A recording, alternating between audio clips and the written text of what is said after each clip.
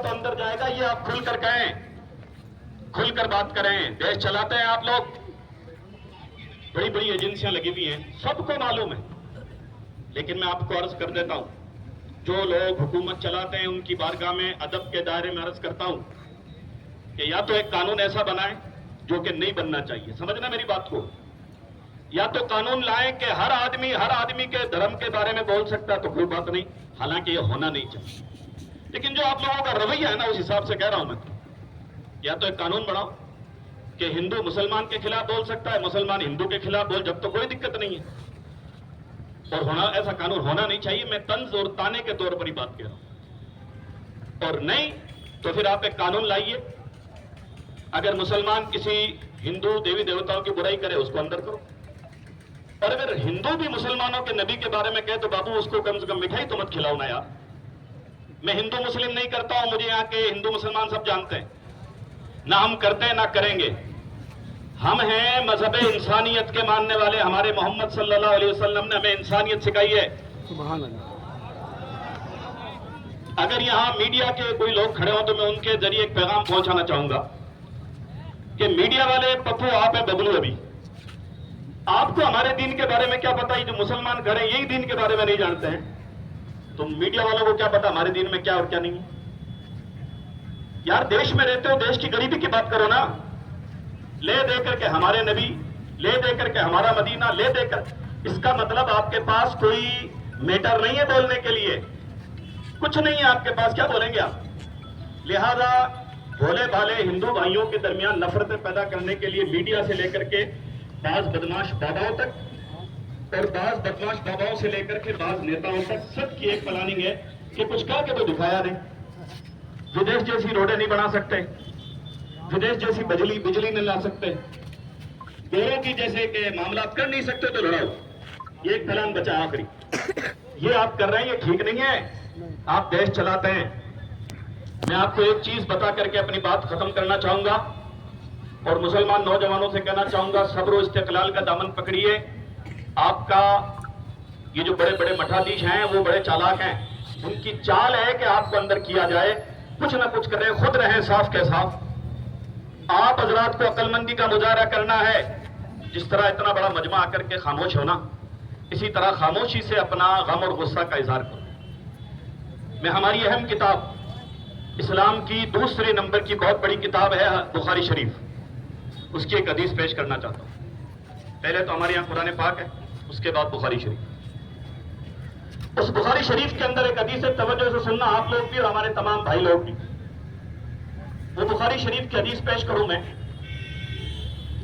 وہ بخاری شریف کی حدیث یہ ہے، توجہ میری طرف تو، کہ ہمارے نبی صلی اللہ علیہ وسلم کا جو سسٹم ہے نا، اگر وہ آ جاتا ہے تو ایک بہت بڑا مسئلہ یہ ہوتا ہے کہ غریبی دور ہو جاتی ہے.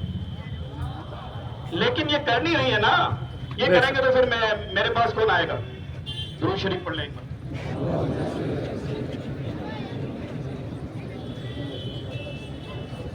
شکشا اور غریبی دور کر دوں گا تو پھر میرے پاس کون آئے گا؟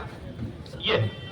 لیکن ہمارے نبی نے، حضرت محمد صلی اللہ علیہ وسلم نے چند مہینوں میں، چند سالوں میں ایسا ماحول بنایا تھا مدینے میں.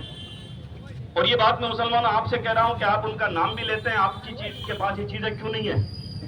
خالی نعرے لگانے سے، نعت پڑھنے سے پروف نہیں ہوتا. آپ عاشق رسول ہے، کر کے دکھانا پڑتا ہے کہ میں نے حضور کے لیے یہ کیا ہے. ایک طرف تو مسئلہ یہ تھا کہ جب میرے آقا کو پریشان کیا گیا اور وہ مدینہ شریف آ کر کے رہے تو 3 مہینے ان کے یہاں چولہا نہیں جلتا تھا. یہ ہمارا اتہاس رہا. لیکن جب انہوں نے امیر اور غریب سب کو اکٹھا کر کے فرمایا اپنے اپنے حصے کی مدد کرو انسانیت کے لیے، جس کو بیت المال کہتے ہیں، بیت المال بنا. اور اس کے بعد وہ نقشہ پلٹا. توجہ، کہ میرے آقا سے کہا گیا یا رسول اللہ بحرین فتح ہوا ہے اور سب سے زیادہ خزانہ وہیں سے آیا. آپ جانتے ہو ہمارے نبی نے کیا کہا؟ ہمارے نبی نے فرمایا ہمارا بیت المال، یعنی ہمارا جو فنڈ ہے، ہمارا جو چیریٹی کا جو سینٹر ہے، وہ فل بھرا ہوا ہے. اس سارے مال کو روڈ پہ ڈلوا دو، باہر چوک میں. بولو اللہ اکبر. اللہ اکبر. اکثر تقریروں میں جاتا ہوں تو کہتا ہوں آج کے کیا امریکہ کے وت منترالے کے پاس یہ طاقت ہے؟ پاورفل ہے نا بھی وہ. کیا آج کا امریکہ کا وت منترالے بات کہہ سکتا ہے کہ یہ وت منترالے بھرا ہوا ہے، روڈ پہ ڈلاؤ؟ نا. हालत यह है कि अगर कोई नेताजी किसी बेवा को 1100 रुपए दे देता ना महीने का, तो वो ढिंडोरा पीटता, हम गरीबों के लिए क्या 1100 से तो बाबा कुछ नहीं होता, 1100 से क्या करना है, कि 1100 नेताजी आप ले लो, अभी पता चल जाएगा 1100 से क्या होता है। हमारे पैगंबर ने इतनी दयानतदारी से अपने बंदे खड़े किए कि ये कहा गया बैतुल माल भरा हुआ, इसको रोड पे डलवा दो, और रोड पे डलवाया गया।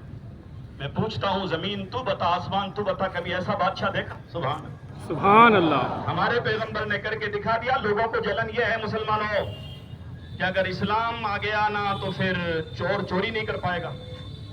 अभी जिस बच्ची के साथ में एक गलत हरकत हुई हॉस्पिटल में, जो आपने पूरा वाकया पढ़ा देखा, अगर ये इस्लामी निजाम होता ना तो किसी की हिम्मत नहीं पड़ती किसी लड़की को आंख भर करके देख ले।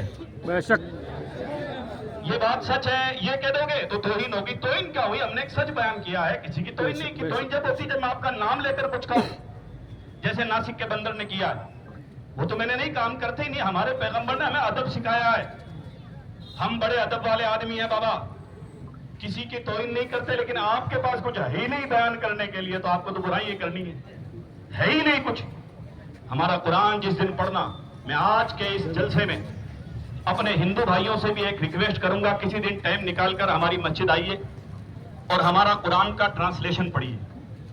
आप हैरत में चले जाएंगे कि 1400 साल पहले जब डॉक्यूमेंट्स का इतना मसला नहीं होता था, हमारे कुरान में डॉक्यूमेंट्स के बारे में कुरान करीम की आयत है, बेशक। इज़ा तदायनतुम बिदैनिन इला अजलिन मुसम्मन फक्तुबूह, जब भी लेन देन करो तो लिखा पढ़ी किया करो। सुभान अल्लाह। फल यक्तुब बैनकुम बिल अदल, लिखा पढ़ी करना